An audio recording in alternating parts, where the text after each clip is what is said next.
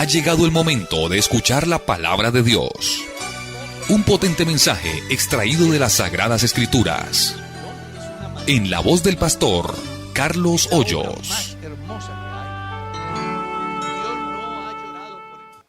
Comencemos con la primera porque el tiempo avanza. Amén. Pastor, empecemos con la primera que dice, Pablo dijo en Romanos capítulo 7, verso 9, y yo sin la ley vivía en un tiempo. Tengo entendido que Pablo conocía la ley desde pequeño. ¿Capítulo qué? 7. Capítulo 7, verso 9. Aquí es muy importante que el lector tenga en cuenta el párrafo completo. Eso lo hemos dicho muchas veces. Porque sería muy saludable que no solamente leyera ese versículo, sino que leyese siquiera del verso 7 al verso 14. Usted mira, ¿qué pues la ley es pecado? Él dice, en ninguna manera. Pero yo no conocí el pecado sino por la ley, porque tampoco conociera la codicia si la ley no dijera, no codiciarás. Mas el pecado tomando ocasión por el mandamiento produjo en mí toda codicia, porque sin la ley el pecado está muerto. Y yo sin la ley vivía en un tiempo, pero venido el mandamiento, el pecado revivió y yo morí. Y hallé que el mismo mandamiento que era para vida, a mí me resultó para muerte. Porque el pecado, tomando ocasión por el mandamiento, me engañó y por él me mató. De manera que la ley a la verdad es santa y el mandamiento santo, justo y bueno. Luego lo que es bueno vino a ser muerte para mí. En ninguna manera, sino que el pecado, para mostrarse pecado, produjo en mí la muerte por medio de lo que es bueno, a fin de que por el mandamiento el pecado llegase a ser sobremanera pecaminosa, porque sabemos que la ley es espiritual, mas yo carnal, vendido al pecado. Es bueno que comprendamos que lo que el apóstol está enseñando aquí es acerca del creyente que no es santificado por la ley, sino por la gracia. Es un análisis que el apóstol hace y muestra de que por la ley nadie podrá ser justificado, como lo dice el mismo apóstol en la carta a los Gálatas. Según la ley, ningún hombre pudo ser declarado santo, justo o inocente. La razón, porque el hombre en su condición natural, pues es pecaminoso. Antes de que hubiese ley, pues no había pecado. Pero una vez venida la ley, entonces aparece el infractor. Y en este caso, Pablo está diciendo que él en un tiempo, como no temía a Dios, vivía sin ley. Pero una vez que conoce de Dios, entonces ya sabe perfectamente qué es lo que agrada a Dios y lo que desagrada a Dios. Y él encontró un problema en sí mismo, como el que he encontrado yo y encuentra cada peregrino en la tierra. Y es que muchas veces queremos hacer lo bueno, pero hay una ley natural que nos lleva a hacer lo contrario. Coloco ejemplos. ¿Cuántas veces usted se levanta con la motivación de tener un día de vida devocional, de dedicación a Dios y a su obra? Pero se presenta una circunstancia que lo hace salir de ese proyecto y que lo lleva a interceder, o mejor, a intervenir en situaciones que para nada agradan a Dios, que van incluso en contravía de su propia familia y de su propia vida. Bueno, a eso es a lo que Pablo se está refiriendo.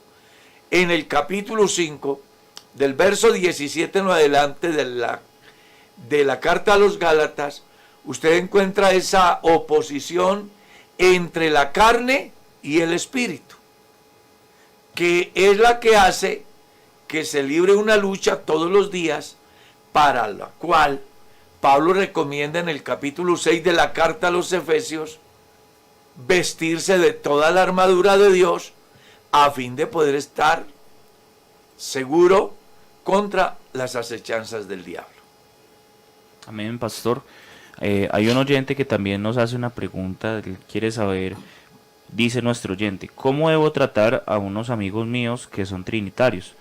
Ya que antes yo lo fui. Viene y me llama también a veces el pastor de esa iglesia y ellos aún no saben que yo me he convertido. Quisiera que usted me orientara al respecto. Lo primero que debe de hacer es tenerlos como amigos, porque la amistad es el camino a la concientización. Muchos cristianos quieren cambiar la estructura de pensamiento religioso de los demás sin convertirse en su amigo, y entonces eso lo que produce es violencia, rechazo. Pero si comienzas manejando una relación de amistad, te vas a ir acercando y vas soltando tics que les pueda generar a ellos interrogantes y usted pueda responder. Además, le recomiendo que si no tiene una información completa en su mente y de una manera ágil de argumentar según la Biblia, pues yo le sugiero de que evite confrontaciones teológicas, porque lo más seguro es que van a llegar a situaciones no buenas. Entonces, cuando yo voy a compartirle a alguien el Evangelio, yo debo de tener la capacidad, la información y la formación teológica suficiente para persuadir a las personas acerca de lo que yo creo. Hay momentos donde a causa del mal uso de la Biblia se generan contiendas que para nada edifican, que incluso dañan amistades. Entonces aquí tienes que ser sabio. Primero, sé un buen amigo, y segundo, busca informarte, pregunta, investiga, crece en el conocimiento de Dios a través de la palabra, y de esa forma vas a estar en condiciones de argumentar lo que crees ante aquellas personas, buscando persuadirlos acerca de la necesidad del arrepentimiento para con Dios y de la fe en nuestro gran Dios y Salvador Jesucristo. Amén. Pastor, ¿sería tan amable de explicarme los versículos que están en Primera de Corintios, capítulo 15, verso 46 y 47? Primera de Corintios, vamos a leer. 15, verso 46 y 47. Corintios 15, 46. Bueno, volvemos a decir lo que siempre decimos. Debes de leerte del verso 35 al versículo 50. Está hablando del cuerpo resucitado. Vamos a tratar de hacer como un resumen. Si usted le viene el capítulo 15, es una apología que hace Pablo defendiendo la doctrina de la resurrección. Y en ese orden de ideas, entonces él comienza a decir en el verso 35, pero dirá alguno, ¿cómo resucitarán los muertos? ¿Con qué cuerpo vendrán? Y él mismo da una respuesta, necio, lo que tú siembras no se vivifica si no muere antes. Y lo que siembras no es el cuerpo que ha de salir, sino el grano desnudo, ya sea de trigo o de otro cuerpo. Él lo está ilustrando acerca de la resurrección. Pero Dios le da el cuerpo como Él quiso y a cada semilla su propio cuerpo. No toda carne es la misma carne, sino que una carne es la de los hombres, otra carne la de las bestias, otra la de los peces y otra la de las aves. Y va con otro ejemplo.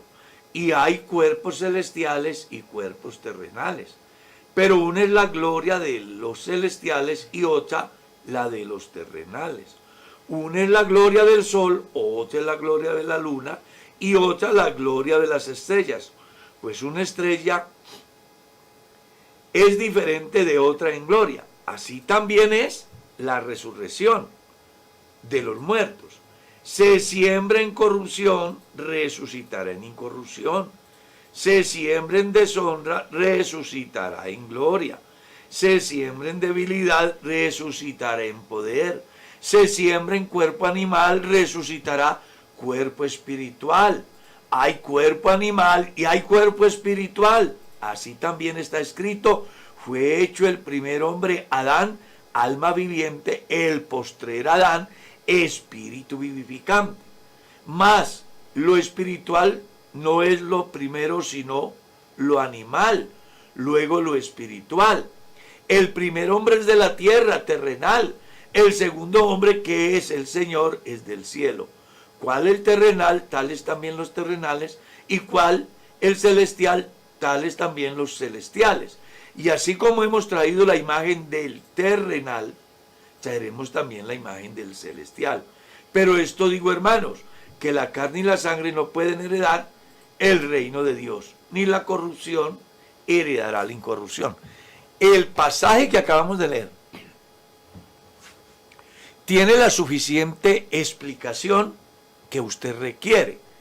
Si mira bien, el apóstol está colocando diferentes ejemplos para enseñar sobre la resurrección, en razón a que había un movimiento en Corinto que tenía una tendencia animista, que piensan en la reencarnación. Y por eso Pablo coloca las diferencias en todas las especies y en todos los cuerpos, mostrando de que no puede reencarnar un hombre en un animal, sea ave, sea cuadrúpedo, sea reptil, porque son diferentes las especies. Así como el sol y la luna son diferentes, o como las estrellas son diferentes, así es el hombre, diferente a las demás criaturas, y por eso no hay la mínima posibilidad de reencarnación, sino de resurrección. Y en esa explicación, él deja ver que el cuerpo que se siembra es la materia, que el cuerpo que resucita es ya un ser glorificado, ajeno a la materia.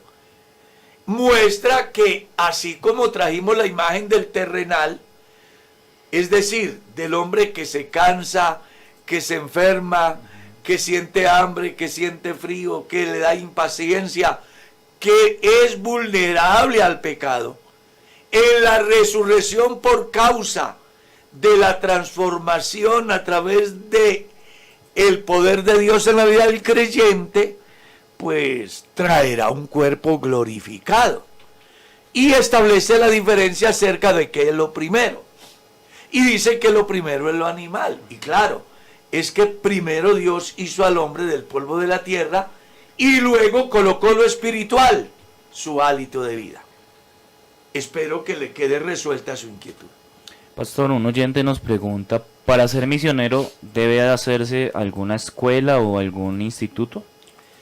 La iglesia tiene una metodología para escoger sus misioneros. Como todos sabemos, la iglesia cuenta hoy con más de 5,000 pastores. Pero hay unos requerimientos para ser misionero.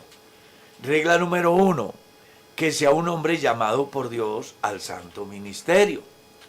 Regla número 2, que haya surtido todo el proceso normativo de la iglesia en el campo de ascensos que van desde licencia de predicador, licencia local, licencia general y licencia de ordenación. Cuando la persona accede a ese grado de ordenación, entonces puede ser seleccionado para ese importantísimo trabajo.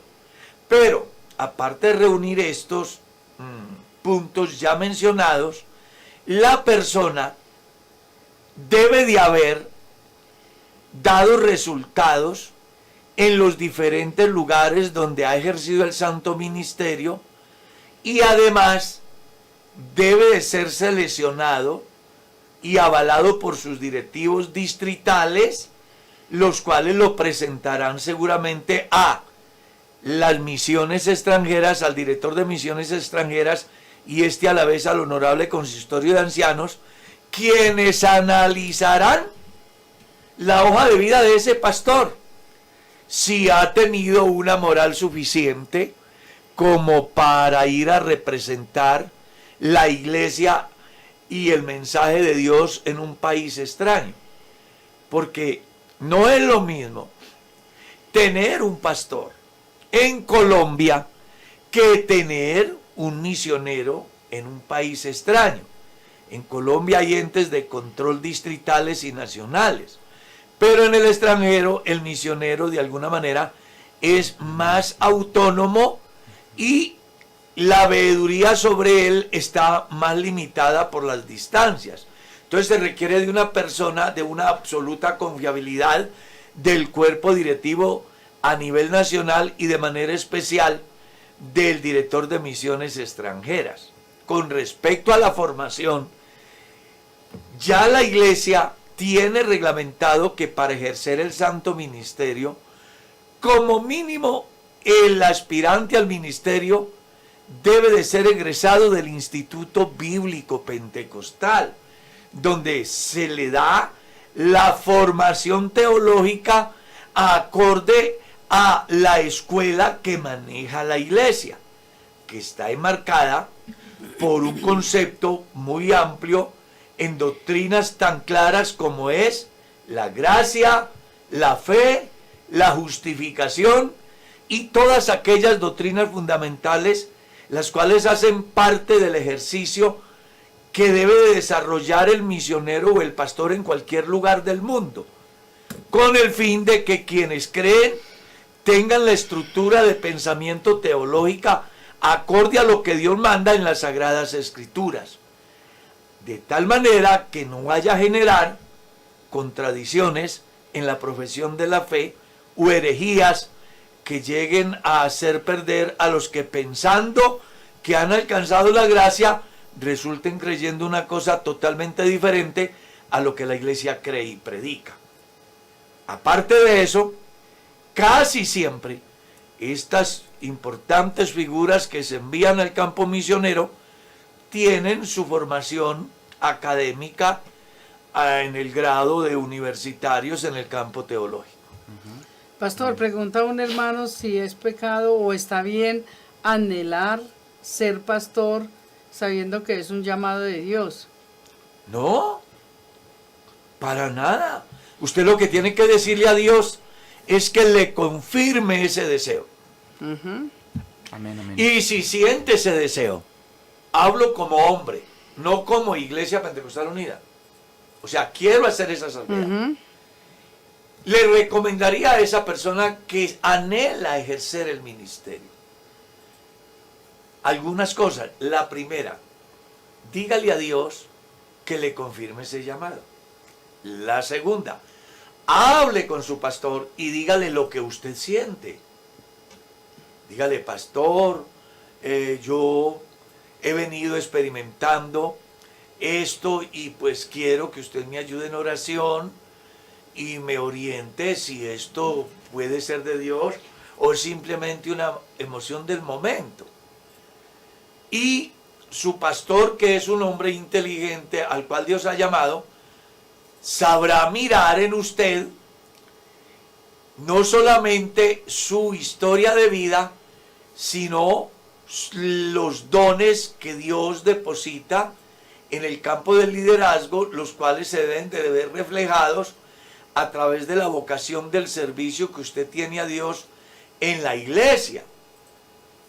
Es bueno que comprendas que todo lo que es grande comienza pequeño Y si tienes esa vocación de ministerio, comienza barriendo el salón, limpiando las bancas, poniéndose a órdenes de tu pastor en cualquier campo del servicio a Dios dentro de tu comunidad, y seguramente que Él irá observando en usted la voluntad que tiene para ejercer cualquier actividad dentro de la iglesia, y además mirará también las capacidades que Dios le da para desarrollar un liderazgo, y en ese orden de ideas lo irá fortaleciendo a través de oportunidades que sin duda alguna le brindará para su crecimiento.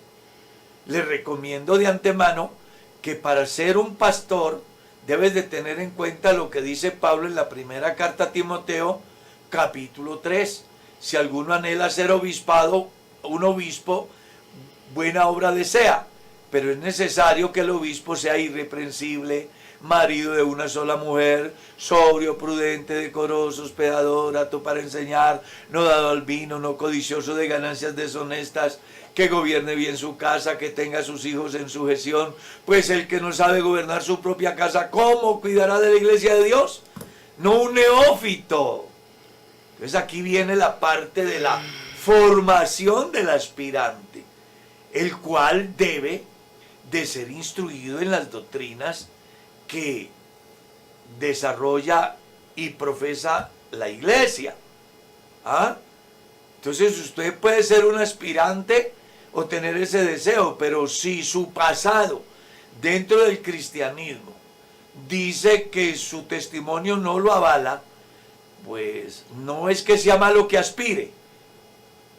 Lo más seguro es que no podrá hacerlo porque tu conducta cuenta demasiado en la elección para ejercer el santo ministerio.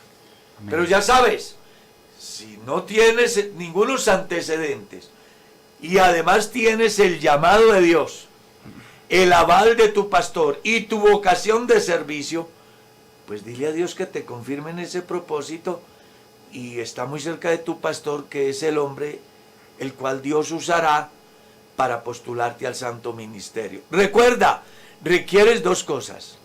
La primera, que Dios te llame, que halles gracia ante Dios. Y la segunda, que también halles gracia ante tu pastor. Amén. Amén, pastor.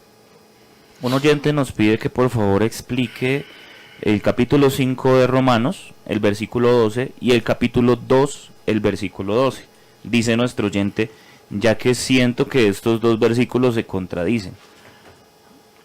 La Biblia no se contradice. El problema va a radicar más bien es en la formación que yo tengo en el área teológica. El uno es capítulo 5, verso ¿qué? Verso 12, y el otro es capítulo 2, verso 12.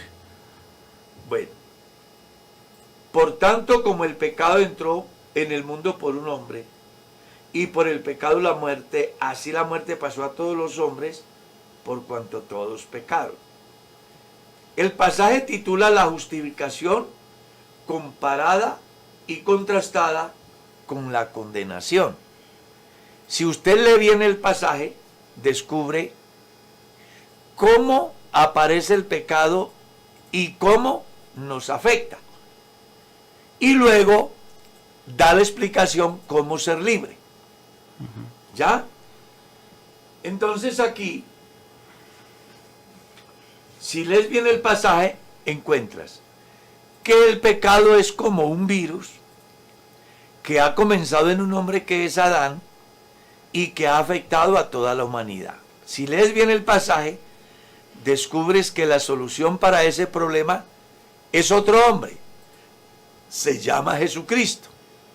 Porque en Adán todos mueren, en Cristo todos son justificados.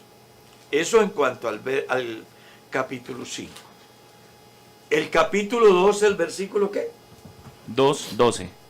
Dice, porque todos los que sin ley han pecado, sin ley también perecerán. Es muy interesante que tengas en cuenta desde el verso 1 hasta el verso 16, porque se está hablando de una discusión que hoy está en el medio. que incluso, hermana Mercedes, hay una pregunta por ahí que llegó relacionada con el pecado de las personas que no tuvieron la oportunidad, por ejemplo, en el caso de Colombia, de escuchar al primer misionero. ¿Cierto? Sí, pastor. Dicen que si el hermano Larsen fue quien trajo el evangelio a Colombia por primera vez, los que murieron antes de que él trajera el evangelio, ¿qué?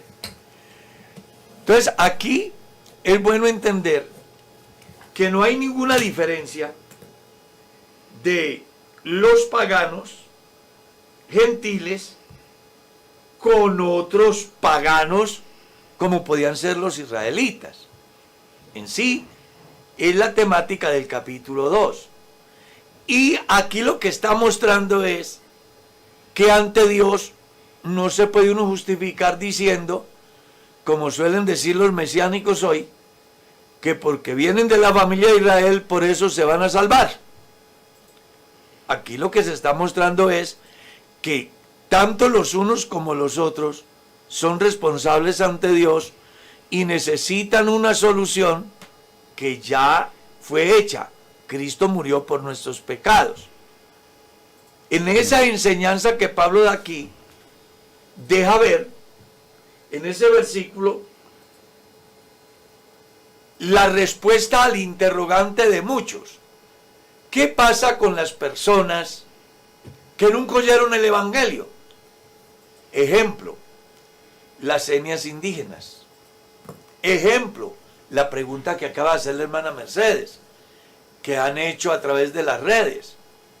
Porque si el hermano Larsen fue el que trajo el Evangelio a Colombia, antes del hermano Larsen, ¿qué pasó con toda esa gente que murió sin oír el Evangelio? Entonces, esa es la explicación que Pablo dice aquí. Los que sin ley pecaron, refiriéndose a los que no tenían ley, a los paganos gentiles, sin ley también perecerán. Y refiriéndose a los paganos israelitas, les dice, y los que bajo la ley pecaron, por la ley serán juzgados. Entonces aquí no hay ninguna contradicción. Aquí lo que se está dando es el cumplimiento pleno de lo que ya está escrito en otra parte, que el apóstol deja ver de manera amplia, diciendo, Dios encerró todo bajo pecado con un objetivo, tener misericordia de todos. Eso sí, de por medio hay una condición, que es creer con todo el corazón que Jesucristo es el Señor y confesarlo con su boca. Porque con el corazón se cree para justicia, con la boca se confiesa para salvación. Amén, pastor. Un oyente nos ha escrito, nos dice, mi pregunta es si está obligada una esposa a responder a su esposo sexualmente en todo. Pues los dos son creyentes, pero él ha querido tener relaciones con ella que no están en lo natural. Dice, ella no se siente bien, además manifiesta que le duele. Él dice que ella no es dueña de su propio cuerpo, sino él, y por lo tanto ella debe complacerlo a él en este deseo. ¿Eso está bien? ¿Esto es pecado? ¿Está mal que ella se le niegue? Dice nuestra oyente.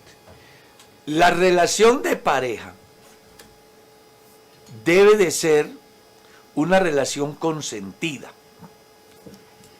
Es decir, cuando un hombre o una mujer en su relación de pareja se siente abusado, maltratado o violado,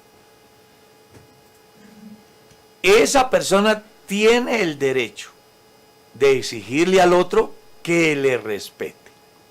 Si es cierto que la Biblia dice, no tiene el hombre potestad sobre su propio cuerpo sino la mujer, y la mujer no tiene potestad sobre su propio cuerpo sino el marido, es bueno que se sienten a hablar, porque esto es una realidad siempre y cuando ambos estén de acuerdo.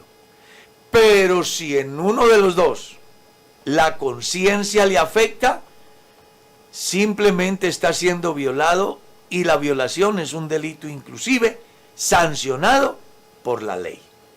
Las relaciones sexuales de una pareja cristiana deben de ser de mutuo acuerdo, como también lo dice el mismo capítulo que cita el tal Cristiano, porque dice la Biblia que el hombre cumpla con la mujer el deber conyugal, asimismo la mujer con el marido, y dice que no se separen a no ser en mutuo acuerdo, para ocuparse sosegadamente en la oración y luego volverse a juntar en uno. La relación, la intimidad de la pareja debe de ser de mutuo acuerdo. Si una de las partes, sea el hombre o sea la mujer, se siente mal con la pretensión del otro, la persona que quiere llevar a cabo esa intimidad debe de respetar a la persona que no lo comparte, que no está de acuerdo, porque se estaría llevando a cabo una violación. Pastor Carlos, le cuento que me siento muy triste. Asistí a una iglesia pentecostal unos meses, pero no me explicaron la doctrina, ni siquiera me han hecho una llamada. Estoy pensando volver a la iglesia trinitaria que iba, ya que veo que son iguales, no les interesa las almas. Gracias, bendiciones a todos. Pues anota mi teléfono, 301-274-2288. Y dime dónde vives, yo buscaré de alguna manera el contacto del pastor de dicha iglesia y hablaremos. Puede ser que el pastor es muy ocupado y a lo mejor no le haya quedado fácil, pero si logramos ponernos de acuerdo, vamos a encontrar soluciones. Si tienes dudas doctrinales, pues yo estoy dispuesto las 24 horas, solamente llámame a ese teléfono y voy a estar en condiciones de responder tus inquietudes, tratando de que de verdad tengas un encuentro personal con Dios. Siento mucho que eso se esté dando y es la ocasión para llamar la atención a las iglesias en cualquier parte de Colombia o del mundo, que comprendamos que cuando alguien nos visita debemos de sacar el tiempito para acercarnos, preguntar cómo se sintió en el culto, qué inquietudes tienen, si le gustaría una visita pastoral, si le gustaría alguna consejería. Es decir, buscar que las personas que llegan a nuestra iglesia se sientan bien atendidos. En la iglesia donde yo soy pastor, siempre repetimos una palabra común, es que somos una familia, y por eso debemos de preocuparnos los unos por los otros, y mucho más de aquellos que están iniciando su vida cristiana, que requieren de nuestro apoyo en oración, de nuestra orientación doctrinal y de nuestra consejería en momentos que ellos lo requieran. Así que mi estimada o estimado, le motivo para que no se desmotive. Y bueno, aquí estamos para servirte. Estamos dispuestos a ayudarte en lo que esté a nuestro alcance, siempre buscando que puedas obtener lo más importante en tu vida, que es la salvación de tu alma. Pero te doy un consejo adicional. Independientemente de que no te llamen o no te visiten o no se preocupen por ti, quiero que tengas en cuenta que hay uno que se llama Jesús. Él es el buen pastor, Él dio su vida por ti. Si has entendido la doctrina de la iglesia, ve y sigue insistiendo, que vendrá el momento donde Dios colocará dentro de la iglesia a alguien que pueda socializar con usted y ayudarlo. También es bueno aclarar que muchas personas llegan a las iglesias y pues no extienden ese lazo de amistad. Son indiferentes, viven retraídos, aislados, y eso también estorba el acercamiento. Entonces trata de involucrarte, de hacerte amigos dentro de la iglesia, y a través de esa amistad pues vas a poder encontrar la orientación espiritual el calor de familia y la consejería cristiana, que seguramente te va a hacer mucha falta en el desarrollo de tu vida de fe. Amén. Pastor, si puedes dar el número telefónico. 301-274-2288. Ese es mi teléfono, me puedes llamar. Yo atiendo gente todos los días y de todo el mundo.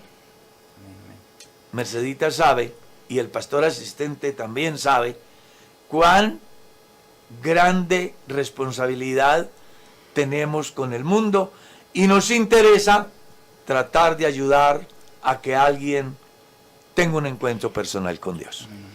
Pastor, cuando una pareja contrae matrimonio en la Iglesia Católica, van ante el sacerdote y después con la partida de matrimonio registran su matrimonio en una notaría. ¿Por qué en la Iglesia Pentecostal Unida no se hace lo mismo? Sí se hace. Lo que pasa es que de pronto no estás informado. A ver, en la iglesia tiene un acuerdo con el Estado. Y el Estado, a causa de ese acuerdo, le ha dado una investidura a la iglesia, una autoridad a la iglesia para que oficie ceremonias con efectos civiles. Entonces, cuando un pastor tiene esa investidura, él puede hacer la ceremonia con efectos civiles, y eso quiere decir que cuando el pastor está haciendo la ceremonia, se puede declarar como una autoridad legalmente constituida, y en consecuencia el matrimonio que él hace tiene efectos religiosos y efectos civiles, y el pastor, por recomendación de la iglesia, es el responsable de hacer que esa acta de matrimonio con efectos civiles sea registrada en la notaría. ¿Ya? Hay otros pastores que no tienen esa investidura, y en ese caso el pastor lo que hace es pedir que ellos oficien su matrimonio ante notario público, y él desarrolla la ceremonia de carácter religioso. Pastor, yo creo que la pregunta se enfoca más que todo en por qué primero en la iglesia nuestra, primero tienen que ir a la notaría y luego a la ceremonia religiosa. Y en la iglesia católica primero la ceremonia religiosa y luego... En matemáticas dice que el orden no altera el producto. Aquí va a ser igual. Es que el caso se da, es dependiendo del pastor. Claro. Porque si el pastor tiene la investidura que le da la iglesia a través de la ley para oficiar ceremonias con efectos civiles, será igual que lo que hace el sacerdote. El otro lado, ¿cuál es? Que si el pastor no tiene esa investidura, entonces él pedirá que la pareja oficie su matrimonio en notaría o juzgado civil, y él oficia la ceremonia religiosa. Pastor, ¿un pastor puede, a unos creyentes en la iglesia puede celebrarle la ceremonia sin ellos haberse casado por la notaría? Sí puede, si el pastor tiene la autoridad dada por la iglesia a través del acuerdo que hay entre la iglesia y el Estado. A un ejemplo, yo tengo investidura para oficiar matrimonios con efectos civiles. Entonces una pareja viene y me dice: hermano Carlos, yo quiero celebrar mi matrimonio el día 30 de mayo. Entonces hay un proceso. El proceso es que se hace un edicto, se piden los registros, todo lo que pide la notaría. Sí.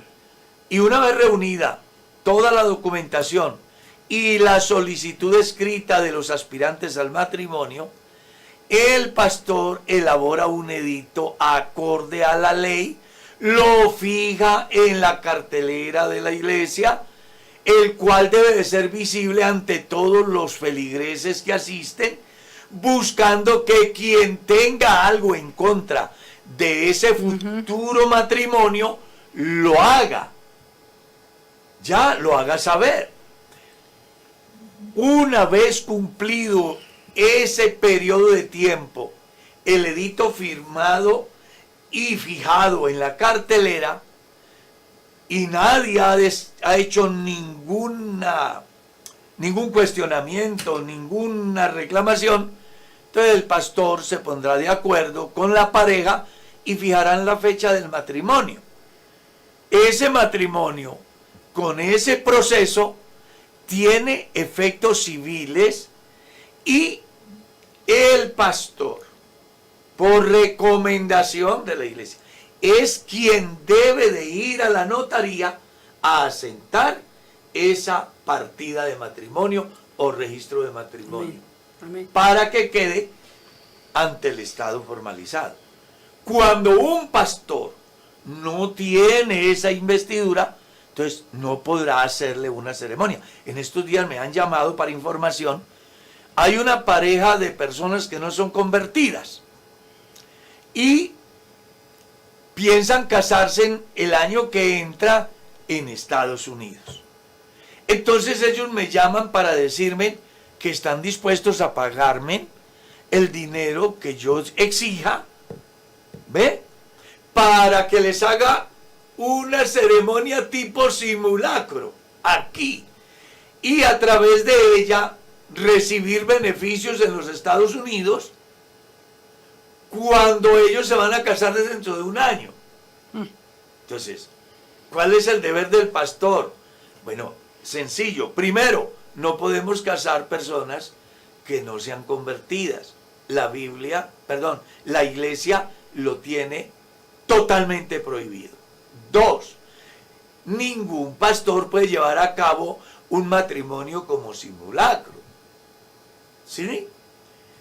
3, el pastor que puede oficiar un matrimonio es aquel que tiene la investidura para hacer ceremonias con efectos civiles y, sobre todo, lo hace a personas convertidas. No podrá hacerlo a personas no convertidas. Amén. Mi pastor, un oyente también nos ha hecho una pregunta, dice: Dios les bendiga.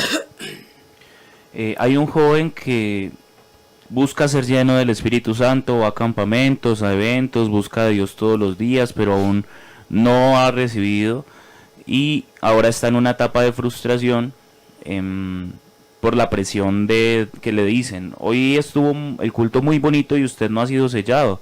¿Qué consejo se le puede dar al joven?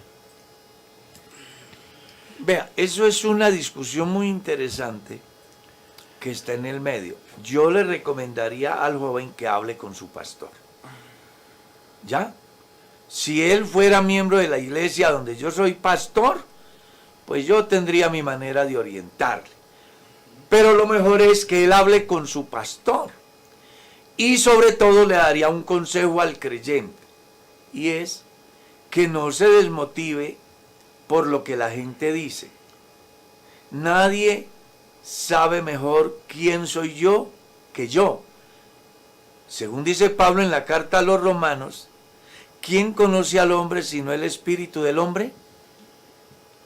Entonces, en este caso, las personas deben de tener la capacidad de descubrir qué es lo que ha sucedido en su vida a partir del momento que recibió a Jesucristo como su Salvador personal.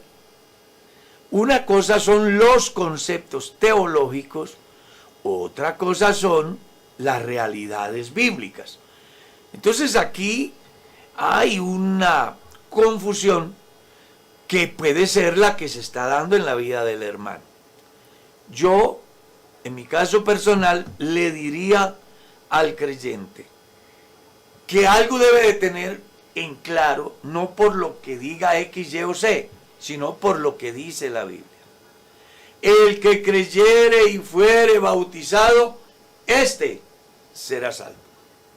Y después de que la persona es salva, vienen unas consecuencias que seguramente son las que le están generando inquietud al hermano, como es el hablar en lenguas. Aquí lo importante es que usted ya creyó al Evangelio, ya se bautizó, ya es salvo.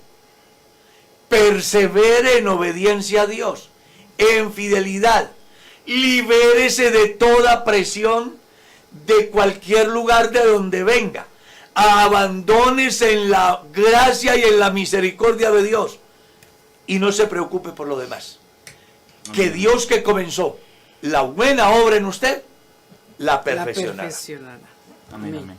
Pastor, ¿qué pasa con los niños que después de 5 o 6 años ya hacen lo malo, consumen drogas, roban, hieren a otros, Matan, matan también? claro. ¿Qué pasa con esos niños? Bueno, que si se mueren, se pierden.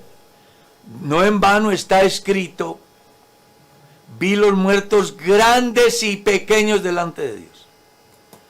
Algunos teólogos por ahí, entre comillas, dicen que se refiere a la posición social de los individuos. Pero ahí no se refiere a eso. Se refiere a las personas que tienen capacidad de pecar.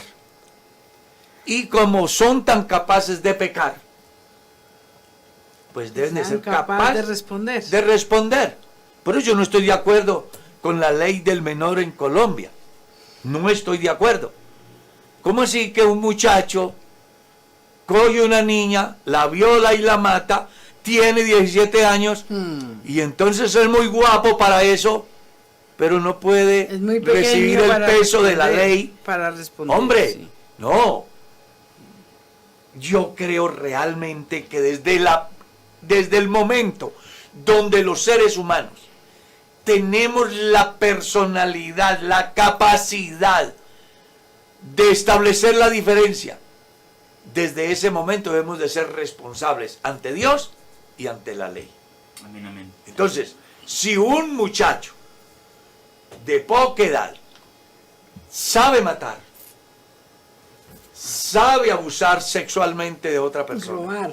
sabe robar, pues entonces que también se acoja a las consecuencias. Si la legislación colombiana lo protege, aproveche. Pero algo sí debe quedar claro: ante Dios no será así. Amén. Pastor, una última pregunta nos dice nuestro oyente: mis amados, me han preguntado si el sexo oral es pecado y no supe contestar. El manejo sexual en la pareja es de absoluta responsabilidad de ellos. Ningún pastor ni ninguna persona está llamada a fijar posiciones, manejo del sexo, porque pues se supone que las personas tienen la madurez humana y la capacidad y la formación espiritual, el conocimiento cristiano suficiente para saber qué está bien y qué está mal. Entonces, sería muy irresponsable de mi parte venir a decirles: sí, hágalo, no hágalo, porque Dios no me puso a mí a eso. Yo les voy a decir lo que la Biblia dice. Amén, amén. Leas el capítulo 7 de la primera carta a los Corintios. Ahí está la conferencia más completa que se pueda haber dado en la vida sobre la intimidad sexual. Entendiendo que yo como persona, más allá de que mis intenciones de placer me lleven a pensar en hacer o tener determinados comportamientos, también debo de tener en claro respetar los derechos del otro. Y en la medida que yo respete los derechos del otro, mis derechos serán respetados. Eso es lo que yo puedo decir. Amén, amén. Amén. ¿Tenemos Sí. una última? Sí. En la iglesia donde me congrego hay una pareja, juntos son divorciados de sus anteriores parejas. Viven en unión libre, y ahora están diligenciando todo para casarse. Los dos son bautizados, o sea que están apartados, pero están asistiendo a la iglesia. Quieren arreglar sus vidas para estar bien con Dios. El muchacho se arrodilla, aplaude y habla en lenguas. Yo le pregunto, pastor, ¿qué clase de Espíritu Santo es ese si ellos están en adulterio o fornicación? No sé. La pregunta es bien interesante. Lo primero es que la Biblia dice, por los frutos los conoceréis. Una persona que vive en unión libre, Está en pecado. así, y claro, está en fornicación. Entonces, por más que diga que hablan en lenguas, pues sí, pueden ser lenguas, pero pueden ser fingidas, pueden ser aprendidas. En ninguna manera serán del Espíritu Santo si ellos viven en unión libre. Aclaro, si ellos han tenido en el pasado vida sexual, pero llegó un momento donde dijeron, bueno, hasta aquí, y no vamos a tener intimidad hasta que se llegue el momento de realizar nuestro matrimonio, y se humilla ante Dios cada uno por su lado, pues Dios es grande en misericordia y puede darse. Pero si viven en unión libre, yo me temo que la expresión de lenguas en la vida de uno de los fornicarios no sea por el Espíritu Santo. Porque el Espíritu Santo es santo. Y si de esa forma de vida se pudiera participar de las gracias de Dios en ese desorden, en vano sería la predicación del Evangelio, la obra de regeneradora por el Espíritu Santo. Entonces, no. Simplemente para que una persona experimente el poder del Espíritu Santo en su vida, tiene que haber un verdadero encuentro personal con Dios que implica transformación de vida, regeneración del individuo, cambio de pensamiento, en consecuencia, cambio de comportamientos. Amén. El tiempo se nos ha ido.